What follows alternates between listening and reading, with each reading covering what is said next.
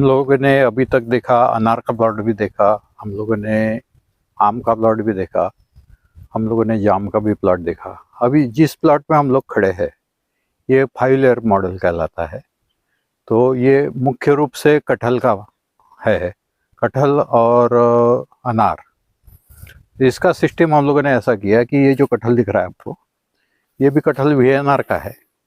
ये 3 से 4 साल में हम लोगों को फल दे देता है।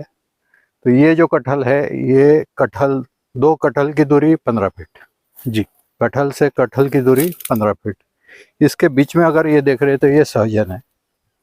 ये सहजन जो है ये 7.5 फीट पे लगा है। इसकी प्रूनिंग हम हर साल करते हैं। तो मतलब ये कटहल, 2 कटहल के बीच में ये हो गई सहजन। उसके बाद में अगर देख रहे हैं तो ये जो लाइन चल रही है कटहल से ये कटहल जी, इसके बीच में हम लोगों ने ये सीताफल लगाया। और ये जो लाइन आप देख रहे हैं कि जिसमें अनार लगा हुआ है, तो अनार के लाइन में हम लोगों ने सहजना लगाया। मतलब एक सहजना, एक अनार, एक सहजना, एक अनार, इस टाइप से ये लाइन चली गई है। और ये जो लाइन आपको दिख रही है इसमें एक कटहल, एक सहजन, एक कटहल, एक सहजन, इस तरीके से ये लाइन आपको। सर तो ये जो अनार और सहजन की लाइन है ये भी 7.5 फीट पे है। 7.5 फीट पे बराबर है। ओके, 15 बाई 15 फीट में कटहल मतलब आपकी मेन क्रॉप है। हाँ, कटहल भी मेन क्रॉप है। उसके बाद में ये जो अनार है ये भी मेन क्रॉप आएगा। बाद में ये सीताफल जो दिख रहा है ये भी मेन क्रॉप ही आएगा। ओके, तो मतलब एक ही फील्ड में आप 4 से 5 क्रॉप कैसे ले सकते हैं, ये हम लोगों ने दिखाने की कोशिश की। तो सर इसमें पानी का मैनेजमेंट, क्योंकि इतने अलग अलग पौधे लगे हैं, तो थोड़ा व्यूअर जानना चाहेंगे कि पानी का सबका रिक्वायरमेंट सेम है, कटहल का, अनार का, सीताफल का? बहुत बढ़िया आपने सवाल पूछा। अब देखेंगे आप कि ये जो कटहल है और ड्रिप लाइन हमारी चल रही है, देखिए ऐसी, ये जो ड्रिप लाइन है हमारी ये ऐसी है। मतलब ड्रिप लाइन कैसी शुरू है, कटहल के बाद में उसी ड्रिप लाइन से पेड़ को मिलेगा सीताफल को जी, फिर बाद में कटहल आ गया।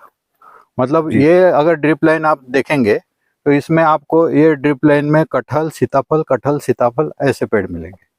जबकि ये जो दूसरी लाइन है इसमें आ गया है अनार।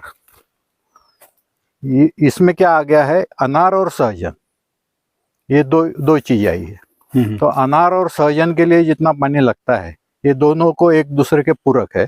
वैसे ही कटहल और सीताफल को जितना पानी लगता है ये एक दूसरे को पूरक है। मतलब हमारा कटहल, सीताफल जो है ये नवंबर तक निकल जाता है जी। फिर इसको न्यूट्रिशन की जरूरत पड़ती है, इसको फर्टिलाइजर की जरूरत पड़ती है। तो इसको न्यूट्रिशन और फर्टिलाइजर दे के हम लोग इसको मई तक हम लोग पानी देते हैं। मई तक हमारा जो कटहल है ये मार्केट में हार्वेस्ट हो जाता है जी। मई तक हमारा जो है वो हार्वेस्ट हो जाता है हमारा कटहल। तो फिर मतलब फिर दोनों की बराबरी आती है कि दोनों स्ट्रेस में चले जाते हैं। और स्ट्रेस में जाने के बाद जून में इसका फ्लावरिंग आता है और इसको फर्टिगेशन का काम हम लोग कर देते हैं। तो अगर कटहल को हम लोग 15-20 दिन का स्ट्रेस भी दे दिया मई में तो कोई फर्क नहीं पड़ता। इसलिए पानी जो सरीखा जो भी सीताफल को जाएगा वो कटहल को जाएगा, न्यूट्रिशन जो भी सीताफल को जाएगा वो कटहल में जाएगा। इस तरीके से हम लोगों ने ये जो प्लॉट है, ये पूरा प्लॉट जो है इस तरीके से हम लोगों ने, कटहल भी लगा हुआ है।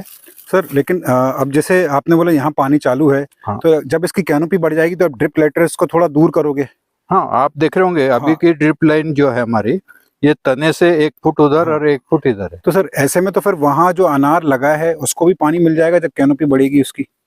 वो तो करीब 5 साल के बाद की बात आएगी। 5 साल के बाद में ये जो है ये ड्रिप लाइन ये करीब यहाँ तक आ जाएगी जी, सेंटर तक आ जाएगी। फिर हम लोगों को इसका जो फ्लावरिंग है, इसका फ्लावरिंग हम लोग अक्टूबर में लेते हैं। अच्छा, हाँ, अक्टूबर में इसको फ्लावरिंग लेते हैं।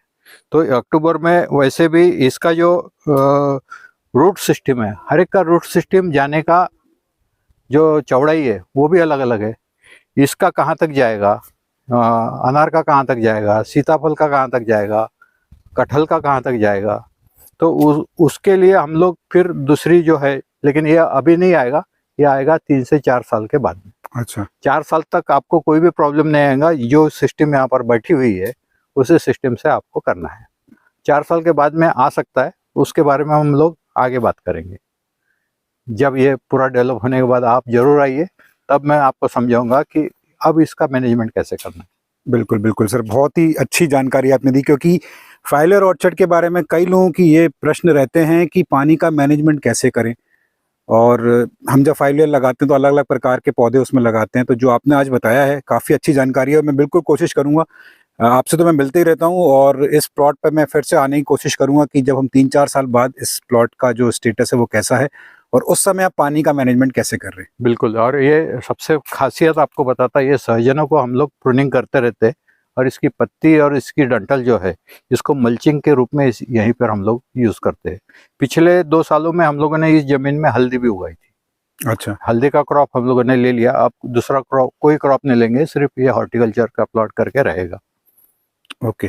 तो अभी जो मोरिंगा है सर, एक तो प्रोडक्शन देते वो हमारे लिए एक बोनस है, बट मोस्टली आपने उसको बायोमास के लिए और एक सहजीवी फसल के लिए आपने इसमें बिल्कुल लगाया। सही बोला, जो जो उसने दे दिया, जैसे ये फ्लावरिंग दिख रही है अभी आपको, इस फ्लावरिंग से हमको लोगों को मिलेगा, और नहीं भी मिला तो हमको कोई आपत्ति नहीं। उसका जो बायोमास है, इसकी जो कटिंग है, वो बायोमास हम लोग इसमें डालेंगे, तो भोजन तो सबको एक साथ मिल रहा है, हमको नुकसान कुछ भी नहीं है। और इसकी जो छाया है, जो हम लोग घूमती छाया बोले या पतली छाया मिले, बाद में इसका जो नाइट्रोजन फिक्सेशन है वो कटहल को मिलते रहता है, तो कटहल की हेल्थ भी आप देखेंगे कि बिल्कुल, मैं खुद देख पा रहा हूँ कटहर के जो पत्तों का जो कलर है, टेक्सचर है, नाइट्रोजन की कमी बिल्कुल भी इसमें महसूस नहीं हो रही है। तो यहाँ कटहल में लगना चालू भी हो गए हैं, पहली बार फर्स्ट टाइम ये फ्रूटिंग इसकी स्टार्ट हुई है।